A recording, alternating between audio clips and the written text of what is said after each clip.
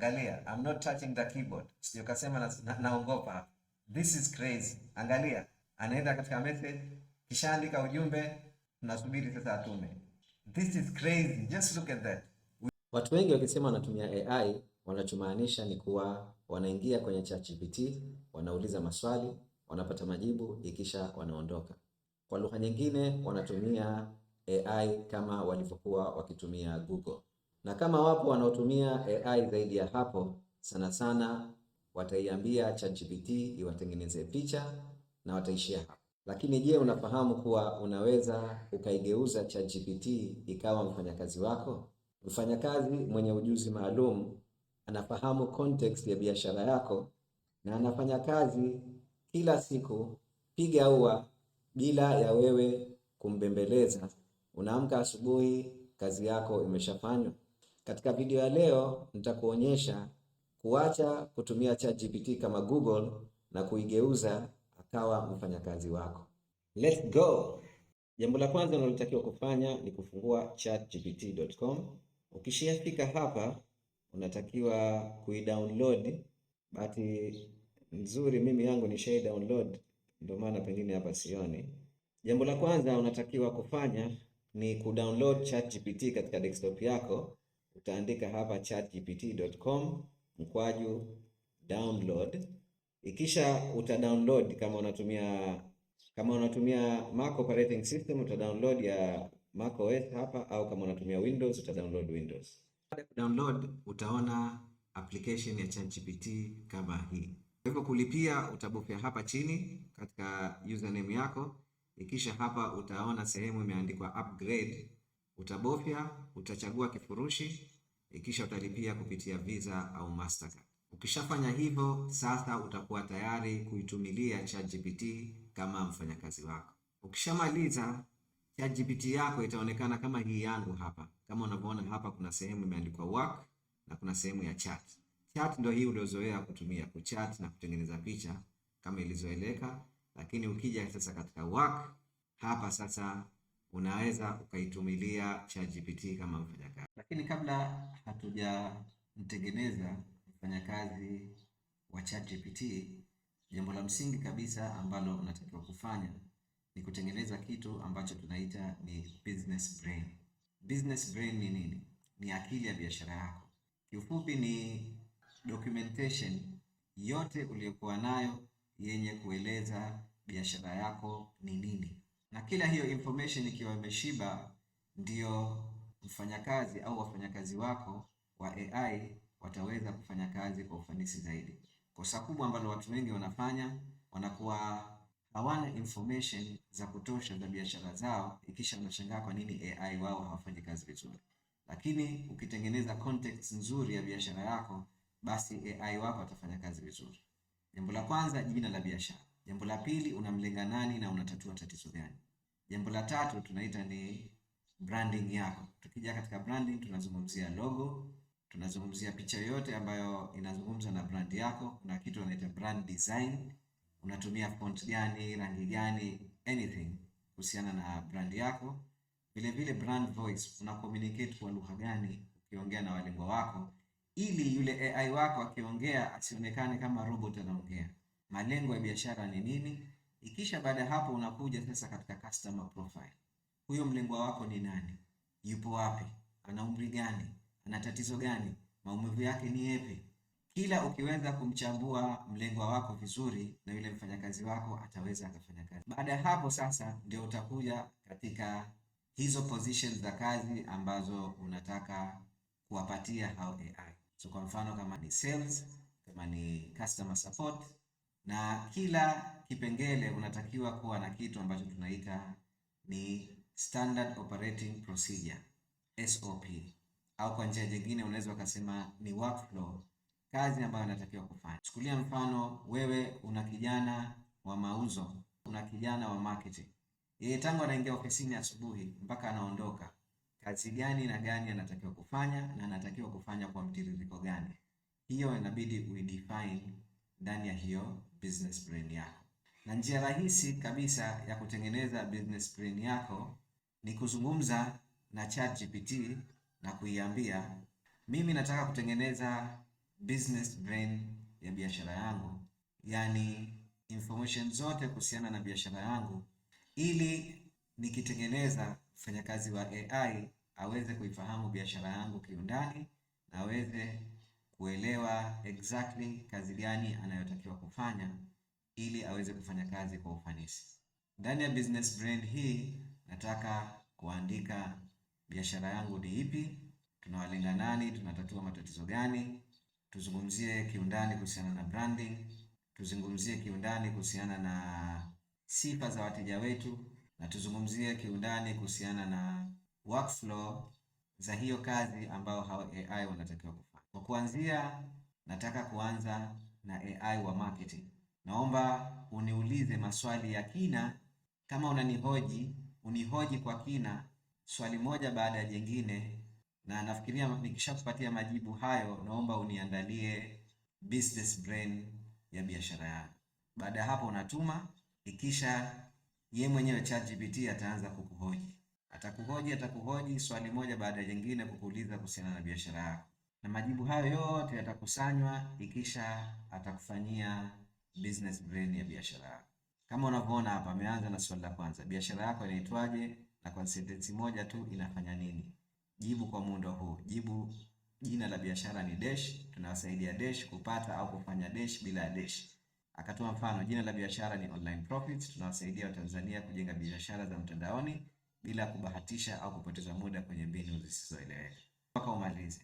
Na kutokana na muda sitojibu maswali haya yote.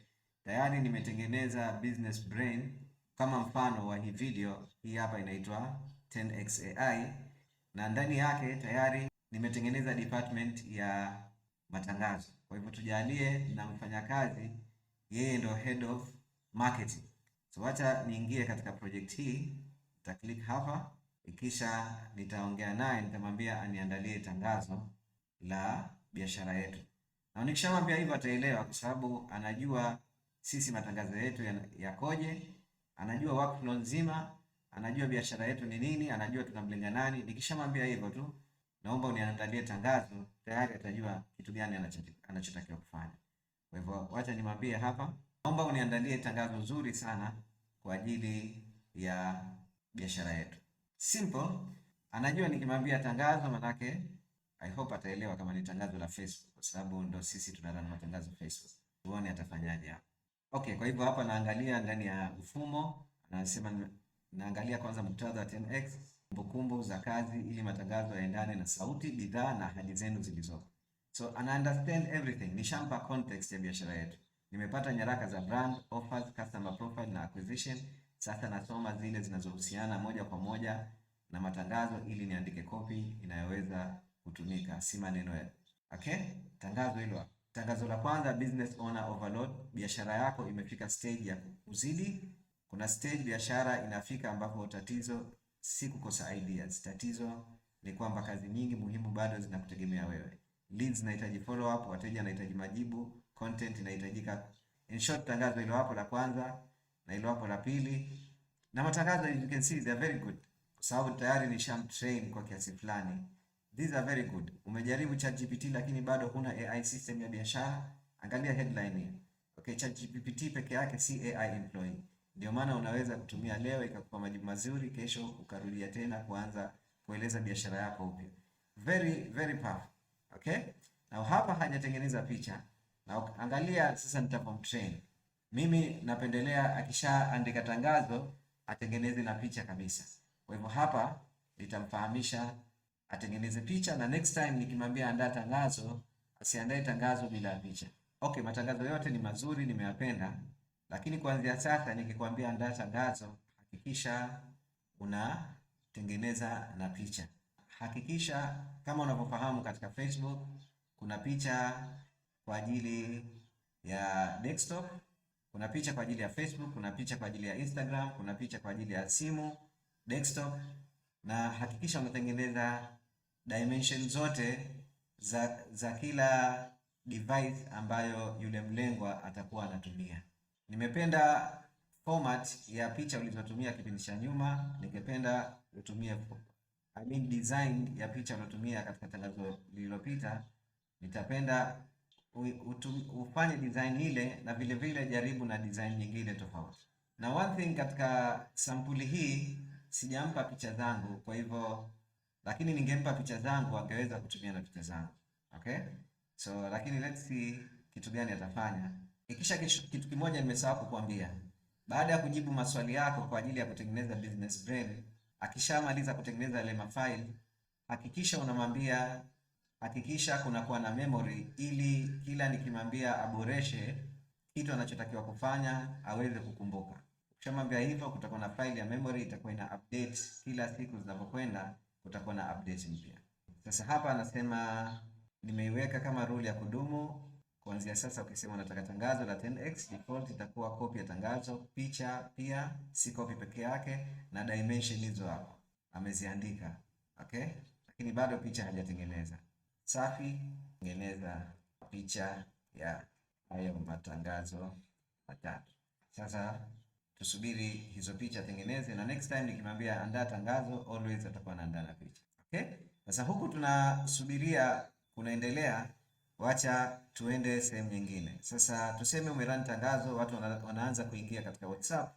Unataka mfanyakazi wako mwingine, labda unaweza kuwa na mfanyakazi mwingine kwa ajili ya kuwasiliana na leads wako katika WhatsApp.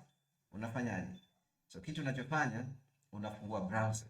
Now, one cool thing about ChatGPT, kazi yoyote ambayo wewe unaweza kufanya kwenye kompyuta naye anaweza kufanya. So wacha nifungue browser hapa, ikisha nifungue WhatsApp web hapa, ikisha nimwambie awasiliane na lead wangu, na utaona nafanya kazi peke yake bila mimi kugusa kompyuta yangu. Chukulia mimi kama ni mteja ambaye ametoka kwenye tangazo na amekuja, ikisha naomba umsalimie na umkaribishe, anamuulize unahitaji msaada gani, nikusaidiaje, nataka kutumia hii kama mfano tu. Ikisha natuma hapo, ikisha tuone what is going to happen. Acha nifiche hii upate kuona vizuri. Sasa hapa anasema nitatumia kivinjari kilicho wazi kwa sababu WhatsApp web tayari iko hapo. Kwanza nitaangalia maelekezo ya kudhibiti kivinjari, kisha nitajaribu kufungua chat yako binafsi na kuweka ujumbe wa mfano.